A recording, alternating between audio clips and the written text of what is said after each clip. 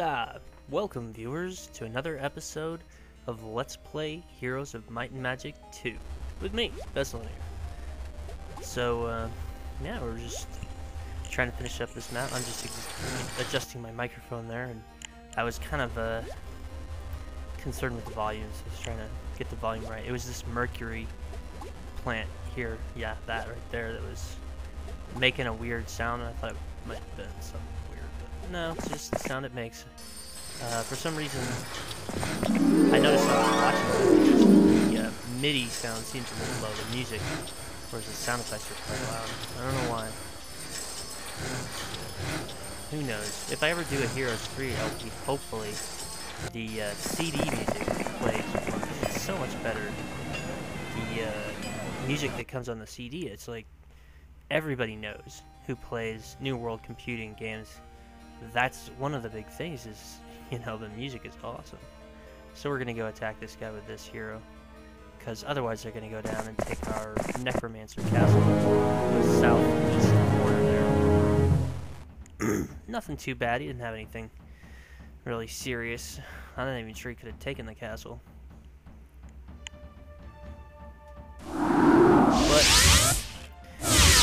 just to control your perimeter, control your front, which should be pretty easy in a map that's small.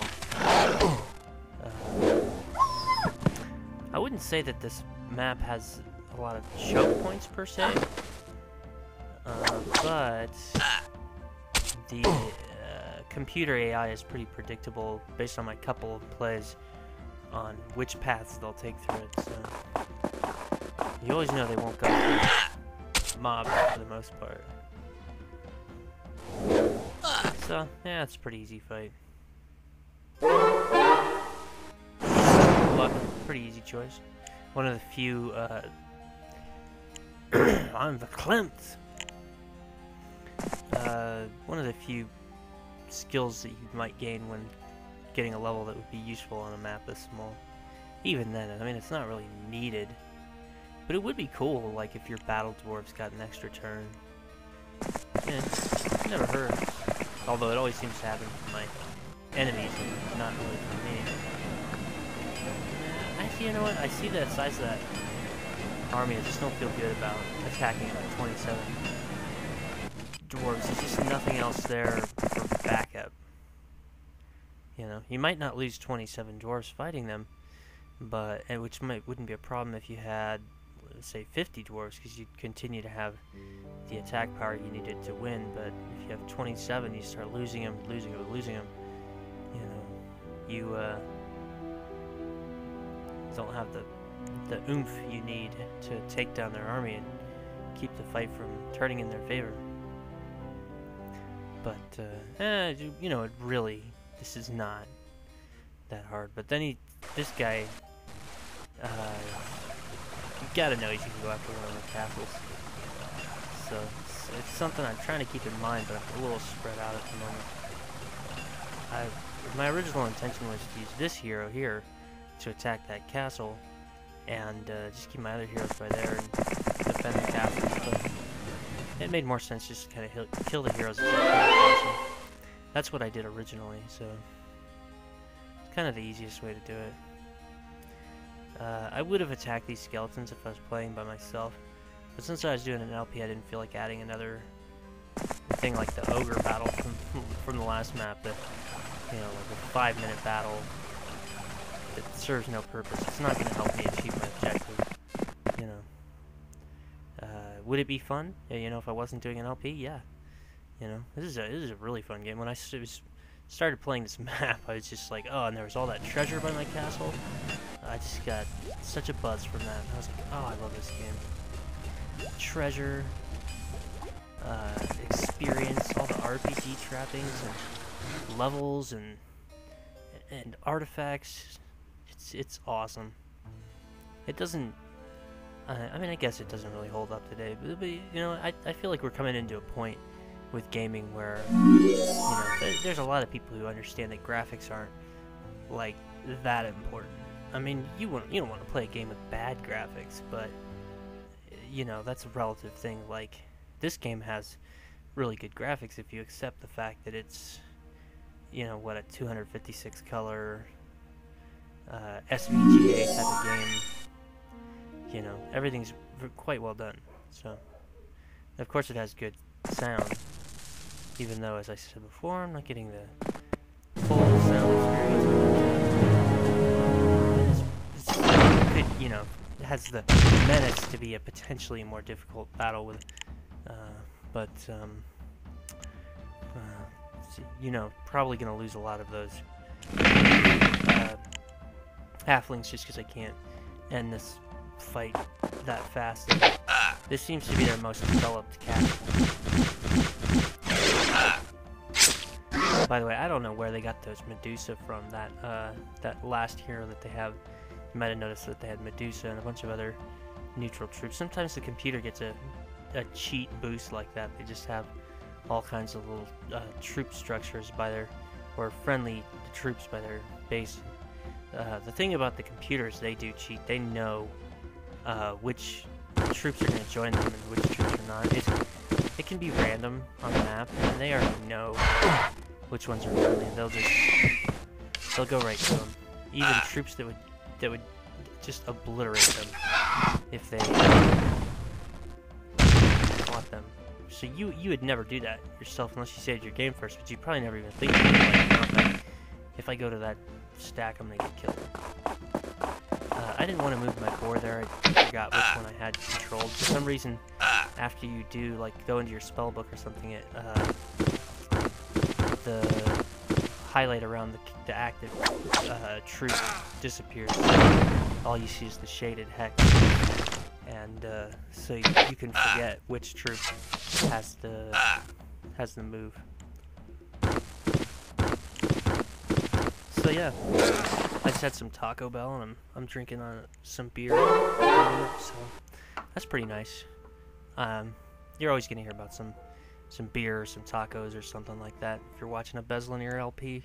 So sorry if you don't like it, but I'm eating tacos and drinking beer at them. It makes me happy.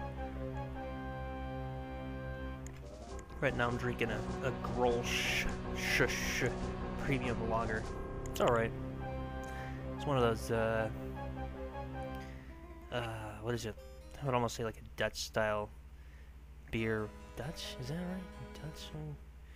It's, cause you know what I'm thinking of? It's that one beer that's all like, I mean, it's not like any kind of small batch thing, but it costs like $15 a 6-pack or something. It's just like, you know, seriously, if you drink that, it's alright. If somebody else buys it, I'll drink it. But if you drink it, you're just pretentious. And, you know, for reference, I live in Colorado, so there's so many breweries here. There's no point in paying $15 for, like, a wheat ale.